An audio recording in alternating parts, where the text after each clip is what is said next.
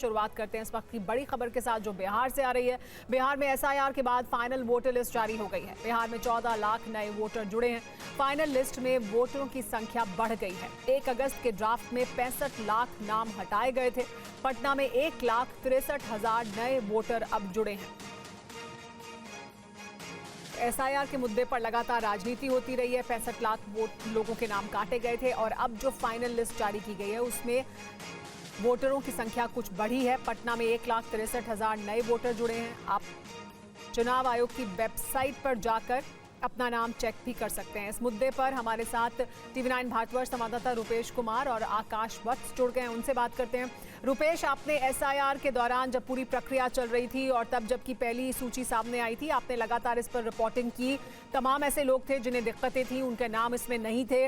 अब क्या जानकारी मिल रही है, कितना करेक्शन हुआ है और अभी भी क्या लोगों को शिकायत है, अभी भी क्या उनको समस्या है?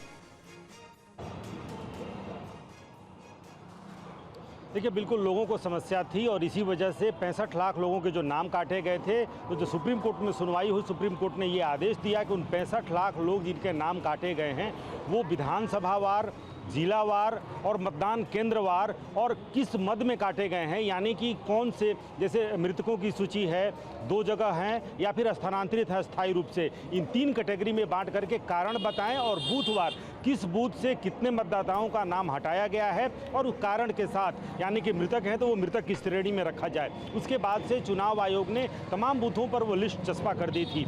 लेकिन शुरू में एसआईआर की प्रक्रिया शुरू होने के पहले बिहार में कुल मतदाताओं की संख्या 7,89,00,000 यानी 7.89 करोड़ बिहार में मतदाताओं की संख्या थी। लेकिन जब 1 अगस्त को जो ड्राफ्ट जारी किया गया उसमें 65 लाख लोगों के नाम कट गए थे, यानी कि जो मतदाताओं की संख्या है वो 7.24 करोड़ हो गई थी। अब 14 लाख नए मतदाता उसमें जुड़ गए हैं। अब यानी कि हालांकि अभी ब्रेकअप नहीं दिया है चुनाव आयोग ने, लेकिन यह अनुमान लगाया जा रहा है कि 14 लाख अगर मतदाता जुड़े हैं, यानी कि 7 करोड़ 38 लाख मतदाता इस वक्त बिहार में मौजूद हैं, जो इस वक्त जारी किया गया है, फाइनल जो सूची जारी की गई है। लेकिन सबसे अहम यह है कि 8 दिन पहले तक भी जिन मतदाताओं के नाम हट गए हैं और उनको अपना नाम जोड़ना है, वो 8 दिन पहले तक, यानी कि जिस विधानसभा क्षेत्र के हैं उसमें जो नामांकन की अंतिम तिथि है, उस अंतिम तिथि से 8 दिन पहले अगर वो आवेदन देंगे तो 7 दिन का वक्त मिलेगा जिस पर कोई आपत्ति अगर दर्ज करता है। लेकिन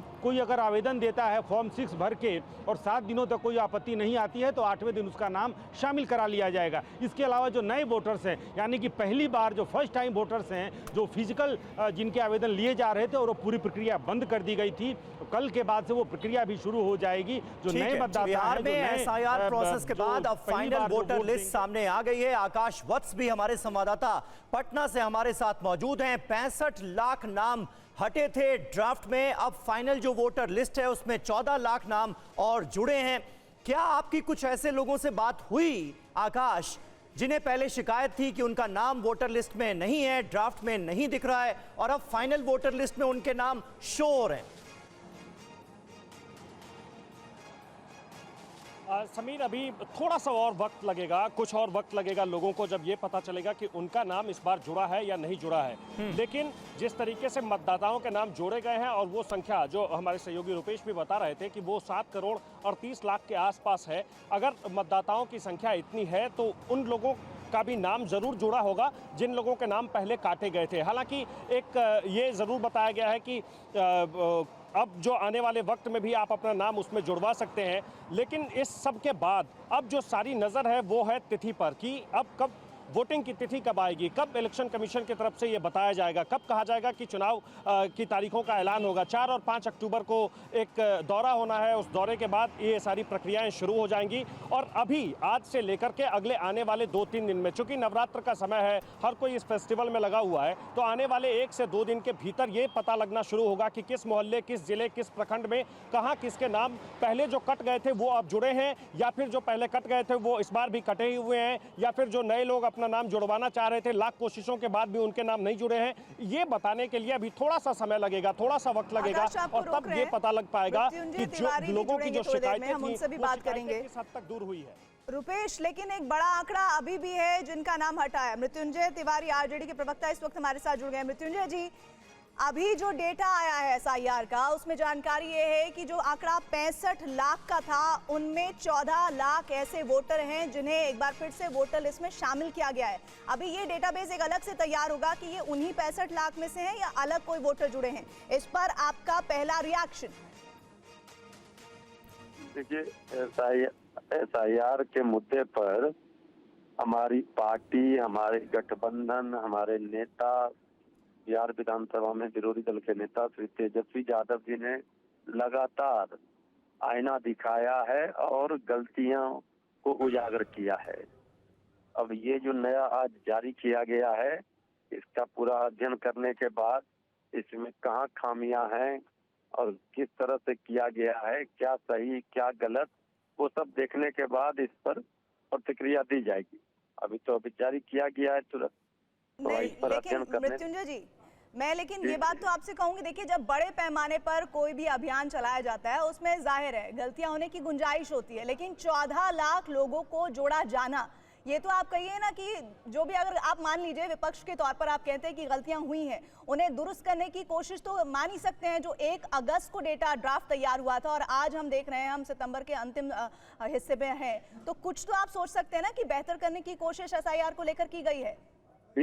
अभी कुछ देर पहले ही ये जारी किया गया है। इसका जब तक पूरा अध्ययन नहीं कर लेते हैं तब तक इस पर कोई थोड़ा समय दिया जाए। कोई प्रतिक्रिया देना उचित नहीं है, क्योंकि इतना खामियां उजागर किया गया है, इतनी खामियां उजागर हो चुकी है कि इस पर हर बिंदु पर संदेह होता है कि आखिर क्या गलतियां हैं। बिल्कुल जाहिर सी बात है, थोड़ा वक्त दिया जाना विपक्ष को भी जरूरी है ताकि वो ये समझ पाए कि ये जो 14 लाख जो वोटर जुड़े हैं वो कौन से वोटर हैं, वो क्या 65 लाख वाले डेटा से ही जुड़े हुए हैं या फिर नए वोटर्स को जुड़ा गया। बहुत बहुत शुक्रिया मृत्युंजय जी हमारे साथ जुड़ने के लिए आपका। और देखिए, बिहार विधानसभा चुनाव से पहले पवन सिंह की बीजेपी में एंट्री हुई है। पवन सिंह की पहले उपेंद्र कुशवाहा से मुलाकात हुई, इसके बाद वो गृह मंत्री अमित शाह से मिले। ऐसे में यह सवाल उठता है कि आखिर क्यों पवन सिंह बीजेपी के लिए जरूरी हो गए। भोजपुरी स्टार पवन सिंह ने बिहार की चुनावी फिजा को गरमा दिया है। पहले पवन सिंह ने राष्ट्रीय लोक मोर्चा के अध्यक्ष उपेंद्र कुशवाहा से मुलाकात की। इसके तुरंत बाद वो बिहार बीजेपी प्रभारी विनोद तावड़े के साथ गृह मंत्री अमित शाह से मिले और फिर बीजेपी अध्यक्ष जेपी नड्डा से भी मुलाकात की। दरअसल पवन सिंह की एनडीए में एंट्री पर उपेंद्र कुशवाहा ने रोक लगाई हुई थी। ऐसे में उपेंद्र कुशवाहा से मुलाकात के बाद उनका एनडीए में आने का रास्ता साफ हो गया।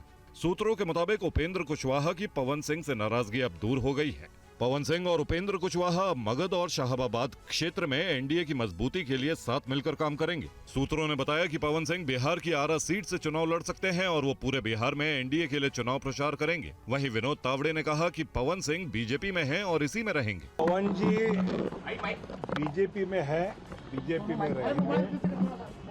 आदरणीय उपेंद्र कुशवाहा जी ने उनको शुभकामनाएं आशीर्वाद दिया है और आने वाले चुनाव में एनडीए के लिए पवन जी सक्रियता से काम करेंगे बीजेपी के कार्यकर्ता के नाते। गृह मंत्री अमित शाह और बीजेपी अध्यक्ष जेपी नड्डा से मिलने के बाद पवन सिंह ने क्या कहा है, आइए सुनिए। आप फॉर्मली दोबारा बीजेपी ज्वाइन करेंगे या ज्वाइन कर लिए हैं? अरे हम अलग हुए ही कहाँ थे, हम साथ हैं। विधानसभा चुनाव लड़ेंगे। विधानसभा समय बताइए, सब समय बताइए। बरेली में हिंसा के बाद अब प्रशासन की टीम अवैध निर्माण पर बुलडोजर की कार्रवाई कर रही है और कार्रवाई में बाधा डालने के लिए तौकीर रजा के दामाद मोहसिन रजा को भी पुलिस ने गिरफ्तार कर लिया है। क्या है पूरा मामला, इस रिपोर्ट में देखिए। बरेली में हुई हिंसा के बाद अवैध निर्माण पर प्रशासन का बुलडोजर चल रहा है। तस्वीरों में आप देख सकते हैं कि प्रशासन की टीम अवैध निर्माणों को जमींदोज करने में जुटी है। लेकिन इस कार्रवाई में मौलाना तौकीर रजा के दामाद मोहसिन रजा ने बाधा डालने की कोशिश की और बुलडोजर लेकर पहुंची टीम के साथ वो उलझ गए। तभी पुलिस ने कार्रवाई करते हुए तौकीर रजा के दामाद मोहसिन रजा को गिरफ्तार कर लिया। इतना ही नहीं, तौकीर रजा के करीबी ओमान रजा और शराफत खान पर भी कार्रवाई की गई। प्रशासन की टीम ने ओमान रजा की 2 मंजिला मार्केट को सील कर दिया। साथ ही शराफत खान के बारात घर हमसफर पैलेस को भी सील कर दिया। आपको बता दें कि इत्तेहादे मिल्लत काउंसिल के नाम पर बटोरी गई अवैध संपत्ति पर प्रशासन का शिकंजा कस रहा है। तौकीर रजा के दफ्तर को सील कर दिया गया है और एक शॉपिंग कॉम्प्लेक्स की 48 दुकानों पर लाल निशान लगाए गए हैं, जिन पर बुलडोजर कार्रवाई की गई। बरेली में 26 सितंबर को हिंसा हुई थी, जिसके मुख्य अभियुक्त तौकीर रजा को जेल भेजा जा चुका है।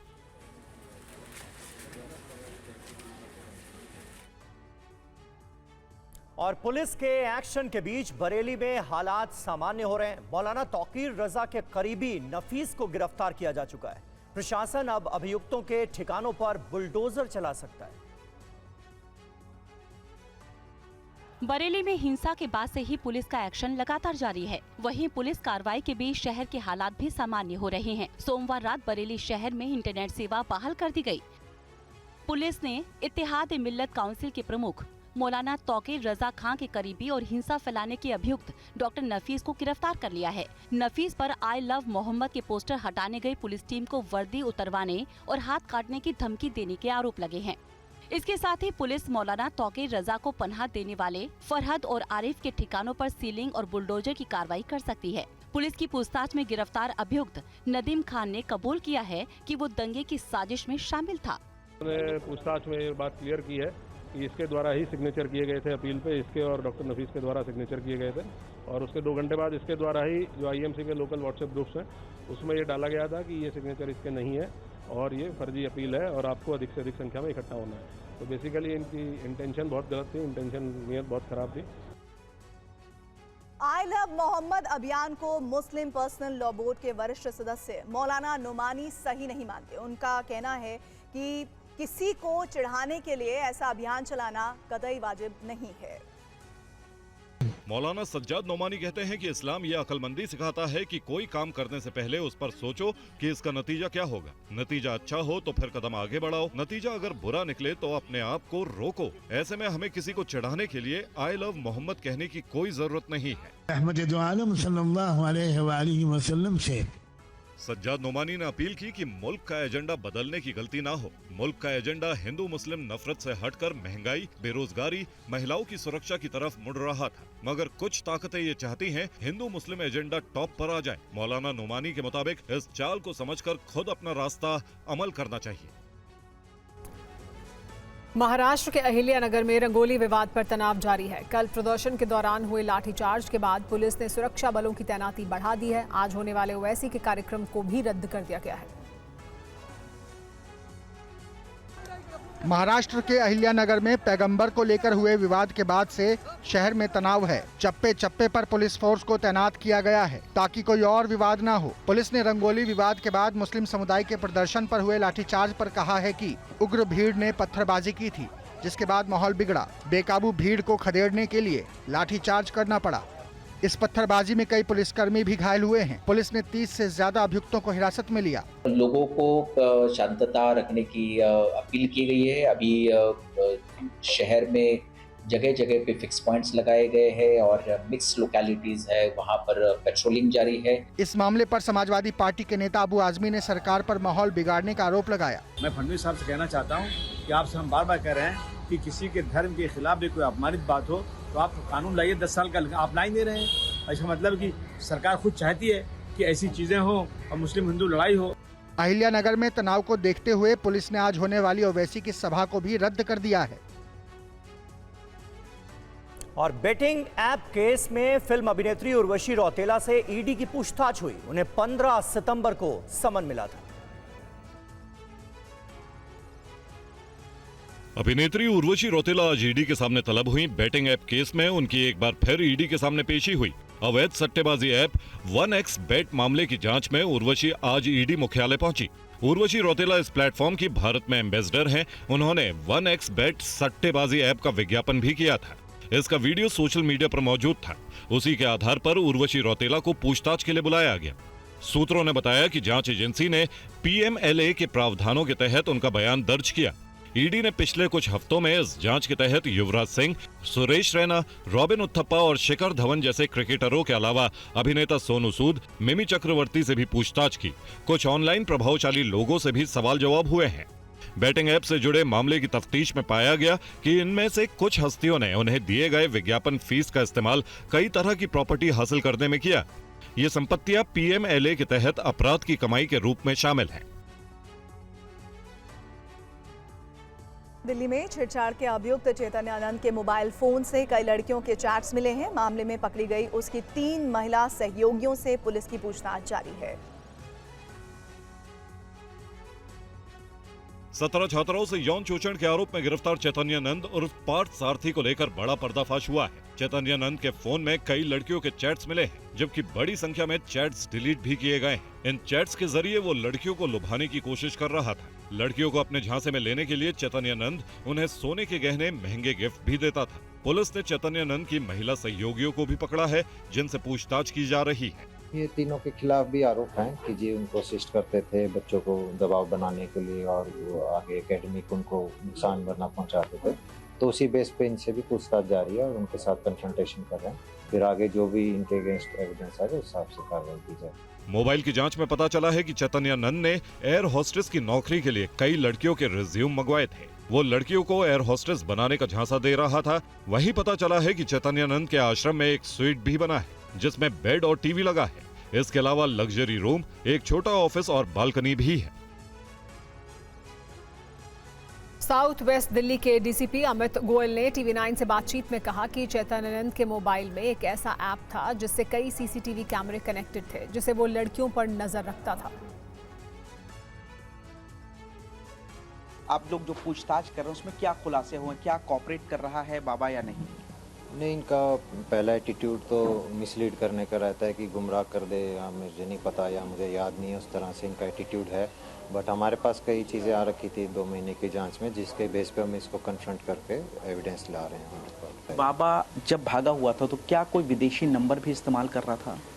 जी, ये विदेश जाता रहता था। इसने, क्योंकि इसको पता था कि पुलिस इसको ढूंढ रही है, तो इसने अपने नंबर तो बंद कर दिए थे, पर विदेशी नंबर का इस्तेमाल करके ये अपने जिससे भी कांटेक्ट करना होता है उसके थ्रू करता है। अभी आप लोगों ने जब उसको पकड़ा तो क्या 1-2 दिन पहले तक भी किसी के साथ, लड़की के साथ ये चैट कर रहा था? हाँ, ये अपना कंटिन्यू बात कर रहा था, कईयों से बातचीत करता था। मोबाइल में इसके कौन से ऐप्स मिले हैं जिसके जरिए सीसीटीवी के जरिए बाथरूम में जो इसने सीसीटीवी लगाया था और लड़कियों पर नजर रखा था? इसमें आया था कि जी सीसीटीवी का इसने अपने फ़ोन पर मॉनिटरिंग ले रखी थी और वो उसके फ़ोन में प्राप्त भी हो रहा है, जिससे कि पता चलता है कि ये वहाँ से मॉनिटरिंग करता था। और अयोध्या नगरी में प्रसाद में चढ़ाए जाने वाले लड्डू के सैंपल जांच में फेल हो गए, जिसने अधिकारियों की चिंता बढ़ा दी। ये रिपोर्ट देखिए। नवरात्रि और दीपावली को देखते हुए खाद्य सुरक्षा विभाग ने अयोध्या में 2 दिवसीय जांच अभियान शुरू किया था। इस अभियान में दुकानों पर बिकने वाले खाने पीने के 31 नमूनों की जब जांच की गई तो उसमें 3 सैंपल फेल हो गए, जिसमें लड्डू, बेसन और देसी घी शामिल है। अयोध्या में हनुमानगढ़ी मंदिर में विशेषकर बेसन के लड्डू प्रसाद में चढ़ाए जाते हैं। आयुक्त महोदया की तरफ से निर्देश आया है, खास तौर से ये दशहरा और दीपावली का जो त्यौहार आ रहा है उसको मद्देनजर रखते हुए 2 दिन का विशेष अभियान चलाए जा रहे हैं कि क्योंकि मेलों का भी पर्व चल रहा है। पिछले अयोध्या धाम में फूड सेफ्टी आन भी लगाई गई थी। एक मोबाइल वैन है जिसके तहत 3 सैंपल हमारे चेक कराए गए हैं, इसमें 30 सैंपल फेल आए हैं। तो बेसन के लड्डू भी थे। जांच में ये भी बात सामने आई कि कुछ दुकानदार प्रसाद में रंग भी मिला रहे हैं। फूड सेफ्टी विभाग के सख्त निर्देश हैं कि प्रसाद में किसी भी तरह का रंग ना मिलाया जाए। ऐसे मामलों में कानूनी कार्रवाई की भी चेतावनी दी गई है। इंदौर में देवी अहिल्या विश्वविद्यालय के कैंपस में रैगिंग का एक मामला सामने आया। इस मामले की तफ्तीश में एक बड़ी साजिश का पर्दाफाश हुआ। इंदौर के देवी अहिल्या विश्वविद्यालय के कैंपस में रैगिंग कांड से हड़कंप मच गया है। एंटी रैगिंग कमेटी की जांच रिपोर्ट में चौंकाने वाला पर्दाफाश हुआ है। रिपोर्ट के मुताबिक सीनियर छात्रों ने नेपाल में हुए आंदोलनों की तर्ज पर जेनजी प्रोटेस्ट की तैयारी की थी। इसके लिए जूनियर छात्रों पर दबाव बनाकर उनसे फर्जी सोशल मीडिया अकाउंट बनवाए गए थे और उन्हें विरोध से जुड़े पोस्ट और ट्वीट करने के निर्देश दिए थे। मामला सामने आने के बाद एंटी रैगिंग कमेटी ने जांच की और जूनियर छात्रों के बयान में नेपाल जैसी तैयारी का जिक्र भी किया गया। हालांकि कुलपति इस मामले में साफ साफ बोलने से बचते दिखे। एकदम से जेनजी कहा जाना थोड़ा सा जल्दबाजी होगी, जब तक कि उसकी विस्तृत हम रिपोर्ट ना कर लें, विस्तृत जांच ना कर लें। पर ये चीज़ प्राय हर कॉलेज में इस तरह की घटना होती है, जब सीनियर जूनियर्स को कुछ इंस्ट्रक्शंस देते हैं तो ये वही घटना प्राय है। पर इसमें ये जांच ज़रूर आवश्यक है कि एंटी एस्टेब्लिशमेंट या एंटी विश्वविद्यालय ऐसी कोई गतिविधि यदि हो रही थी या इसका कोई निर्देश जारी किए गए हैं तो वो जानना जरूरी है। यूपी के मुरादाबाद में दो पक्षों के बीच जमकर मारपीट हुई, जिसका वीडियो वायरल हो रहा है। मुरादाबाद के चौराहे पर देखिए कैसे दिन दहाड़े लाठी डंडे चलने लगे। यहाँ दो दुकानदारों के बीच लंबे समय से एक दुकान को लेकर विवाद चल रहा था, जो इस मारपीट की वजह बन गया। कहा जा रहा है कि जिस दुकान को लेकर विवाद चल रहा था, उसी में तोड़फोड़ की वजह से विवाद और ज्यादा बढ़ गया। सूचना मिलते ही पुलिस मौके पर पहुंची, लेकिन पुलिस की मौजूदगी में भी लाठियां चलती रहीं। बाद में लाठी चला रहे शख्स को पकड़कर पुलिस ने हालात को काबू में किया। एक पक्ष का आरोप है कि कुछ दिन पहले भी उनके बीच विवाद हुआ था, लेकिन पुलिस ने सख्त कार्रवाई नहीं की, जिसकी वजह से एक बार फिर विवाद बढ़ गया। किसी बात को लेकर के कुछ उसमें कोई तोड़फोड़ हुई होगी या कुछ रिपेयरिंग की बात चल रही थी, उसको लेकर के दोनों में विवाद हुआ, दोनों में मारपीट हुई। उसके बाद तत्काल पुलिस ने उसमें जाकर के और उसमें तहरीर प्राप्त हुई है, दोनों तरफ से उसमें मुकदमा पंजीकृत है और इसमें जो भी एविडेंस है उसके हिसाब से इसकी कार्रवाई की जा रही है। मारपीट का ये वीडियो सोशल मीडिया पर वायरल है। साथ ही पुलिस की कार्यशैली पर भी लोग सवाल खड़े कर रहे हैं। मुंबई के बोरीवली स्टेशन के पास महिला डिब्बे में छेड़छाड़ और ट्रेन में स्टंटबाजी का वीडियो सामने आया। जीआरपी ने त्वरित कार्रवाई करते हुए युवक को गिरफ्तार कर लिया। वीडियो मुंबई के बोरीवली रेलवे स्टेशन का है, जिसमें एक युवक चलती ट्रेन में स्टंटबाजी करता दिख रहा है। युवक पर आरोप है कि महिला डिब्बे की ओर देखते हुए उसने अश्लील इशारे किए। घटना ट्रेन में मौजूद एक यात्री ने मोबाइल पर रिकॉर्ड कर ली और इसे सोशल मीडिया पर वायरल कर दिया। जीआरपी ने मामले में कार्रवाई के लिए विशेष टीम गठित की और फेस रिकॉग्निशन सिस्टम और सीसीटीवी फुटेज की मदद से इसकी पहचान कर उसे गिरफ्तार कर लिया गया। एक वीडियो सोशल मीडिया पे निकाल के किया था, वायरल किया था, जिसमें एक लड़का महिला डिब्बे के पिछले वाले डिब्बे में स्टंट कर रहा है। तो हमने एफआरएस के थ्रू जो वीडियो में जो वायरल स्टंटबाज कर रहा था उसका फोटो हमने डेवलप करके एफआरएस में डाला था और बांद्रा आरपीएफ और बोरीवली आरपीएफ इनकी मदद से आज हमने उसको पकड़ा और उसको उस गुने में अरेस्ट करके माननीय कोर्ट में हाजिर किया है। पूछताछ में अभियुक्त ने अपना गुनाह कबूल कर लिया है, जिसे गिरफ्तारी के बाद कोर्ट में पेश किया गया। पेशी के बाद अदालत ने उसे न्यायिक हिरासत में जेल भेज दिया है। रक्षा मंत्री राजनाथ सिंह ने तीनों सेनाओं के तालमेल पर जोर दिया है। उन्होंने कहा कि ऑपरेशन सिंदूर इस बात का प्रमाण है कि जब तीनों सेनाएं साथ आती हैं तो ताकत कितनी बढ़ जाती है। अभी हाल ही में हमारी सेनाओं ने ऑपरेशन सिंदूर को अंजाम दिया है। इसके लिए मैं आप सबको और तीनों सर्विसेज के अपने सेना के अधिकारियों और जवानों को मैं बधाई देता हूं। और यह ऑपरेशन इस बात का प्रमाण है, जब हमारी सेनाएं आपस में मिलकर काम करती हैं तो उनकी कंबाइंड स्ट्रेंथ कितनी बढ़ जाती है, यानी बड़ी से बड़ी चुनौती का भी मुकाबला करने में वह सक्षम हो जाती हैं और उस चुनौती पर विजय प्राप्त करती हैं। साथियों, इन ऑपरेशन के दौरान भारत ने अपने एयर डिफेंस में ज्वाइंटनेस का एक जबरदस्त प्रदर्शन किया, जो डिसाइसिव साबित हुआ। इंडियन एयरफोर्स का integrated air command and control system यानी IACCS, जिसको इंडियन आर्मी के आकाश तीर और इंडियन नेवी के त्रिगुण के साथ सीमलेसली इंटीग्रेट किया गया, और मैं मानता हूं इस सफलता का यह आधार था। पाकिस्तान के क्वेटा में सेना मुख्यालय के बाहर धमाका हुआ, जिसमें 8 लोगों की मौत हो गई। धमाके के बाद फायरिंग की खबर भी है। दुनिया में आतंकवाद को बढ़ावा देने वाला पाकिस्तान अब खुद धधक रहा है। देखिए कैसे पाकिस्तानी सेना के मुख्यालय के बाहर एक बड़ा धमाका हुआ। वीडियो की शुरुआत में सड़क पर गाड़ियों की आवाजाही सामान्य दिख रही है। इसी बीच एक शख्स सड़क पार करता दिख रहा है। जैसे ही वो शख्स सड़क के बीच में पहुंचता है, तेज धमाका होता है और सड़क पर चल रही कई गाड़ियां धमाके की चपेट में आ जाती हैं। इस घटना में कई लोगों की मौत हो गई और कई लोग गंभीर रूप से घायल हो गए। बताया जा रहा है कि ब्लास्ट से आसपास की कई इमारतों को भी नुकसान पहुंचा है। धमाके के बाद आसमान में धुएं का गुबार दिखाई दिया, जिसे कई किलोमीटर दूर से भी देखा जा सकता था। वहीं बम धमाके के बाद का भी एक वीडियो सामने आया है, जिसमें धमाके वाली जगह के आसपास कई क्षतिग्रस्त गाड़ियों को देखा जा सकता है। चारों तरफ मलबा पड़ा दिखाई दे रहा है और धमाके की चपेट में आई एक बाइक से धुआं निकलता दिख रहा है। सड़क से गुजर रहे कुछ लोग धमाके वाली जगह का ये मंजर देखकर डर जाते हैं और धमाके वाली जगह से पीछे लौट जाते हैं। धमाके की सूचना के बाद राहत बचाव अभियान शुरू कर दिया गया है। और एशिया कप में पाकिस्तान की हार को लेकर बागेश्वर धाम के पीठाधीश्वर पंडित धीरेन्द्र शास्त्री ने कहा है कि जैसे ऑपरेशन सिंदूर में पाकिस्तान की दुर्दशा हुई, वैसे ही एशिया कप फाइनल में भी हुआ।